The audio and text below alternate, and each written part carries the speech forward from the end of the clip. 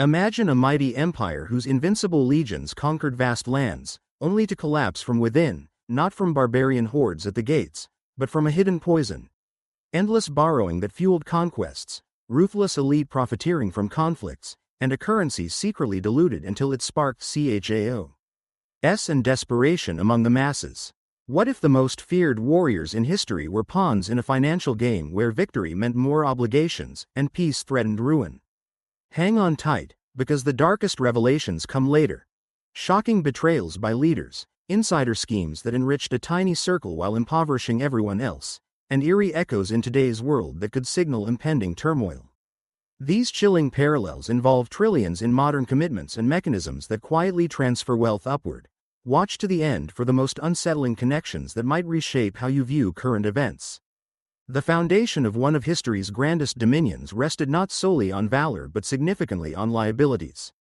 Picturing formidable ranks of disciplined fighters equipped with gleaming protective gear and precise blades evokes images of unyielding strength, yet sustaining such forces demanded intricate networks of provisions and immense expenditures.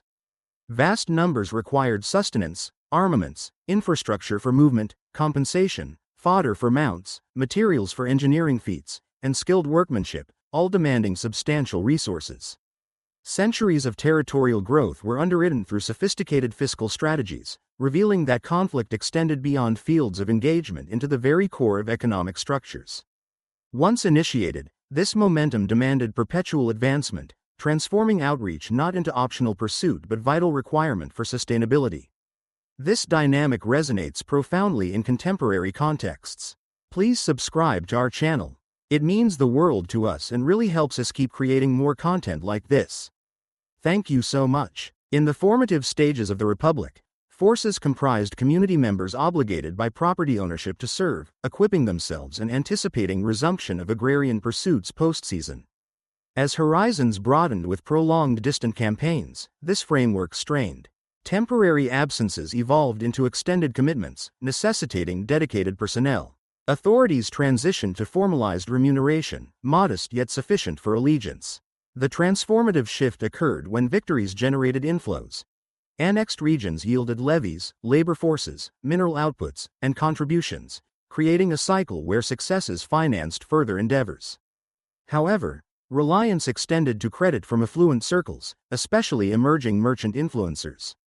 Extended rivalries, such as those with maritime powers, prompted large-scale public borrowings. These arrangements carried expectations of yields through rates, revenue collection privileges, and exclusive opportunities in new domains. Thus, engagements morphed into ventures, profitability encouraging escalation. This militarized framework profoundly influenced governance. Influence gravitated toward commanders delivering gains, legislative figures positioned as stakeholders in operations, and outsourced entities overseeing supply chains and collections, extracting substantial margins. It embodied organized resource allocation draped in traditional attire. Escalating demands required ongoing fresh sources. Slowdowns or disturbances prompted recourse to altering medium quality. Commencing subtly in the imperial era, precious metal proportions in standard units diminished progressively over generations, converting solid equivalents into diminished representations. Purchasing power eroded, assurance waned, culminating in severe instability by later periods. Affluent layers safeguarded positions via diversified holdings in estates, workforce, and remote reserves, often securing privileges, while broader populations bore amplified burdens through diminished value, compulsory contributions, and service mandates. This encompassed not merely operational setbacks but foundational monetary strains. Observing present landscapes reveals administrations managing enormous shortfalls, conflict financing via extensions, oversight bodies adjusting mediums to bridge gaps. Privileged segments benefit from procurement agreements and situational advantages. Frameworks prioritize continual outreach, whether territorial, strategic, or commercial, to maintain equilibrium.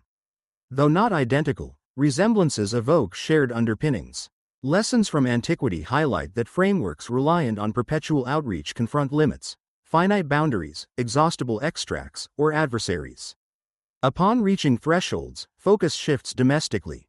Obligations persist, anticipations linger, yet inflows diminish, prompting intensified internal extractions. Responses involved heightened impositions, further adjustments, enhanced oversight, alongside diversions to placate populace while securing elite positions. Contemporary equivalents manifest as fiscal collections, liquidity infusions, or regulatory adjustments, yet operations align closely. Authorities expand supplies, outpace intakes, asset holders accumulate, wage earners confront contracting acquisition capacity. Extended commitments remain debt-financed. Recent prolonged engagements exceeded several trillion in outlays, predominantly borrowed. Beneficiaries include agreement holders and yield recipients, with ultimate adjustments borne via value shifts, curtailed provisions, and medium volatility. Cycles self-perpetuate. Entrenched reliance normalizes extra AO. Ordinary measures, sustaining appearances until thresholds approach. Such narratives serve as indicators rather than mere anecdotes. Antiquity demonstrates over-delegation to private capital, dependency on outreach, medium hollowing, and citizenry overburdening under untenable commitments. Not from malice but absent cessation mechanisms. Current realms operate digitally, interconnected, driven by capital movements rather than formations, yet alignments endure. Influence and resources intertwine. Engagements yield returns. Erosions disadvantage vulnerable. Deceptions function temporarily.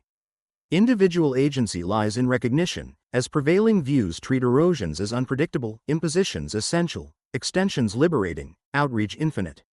Clarity enables informed navigation.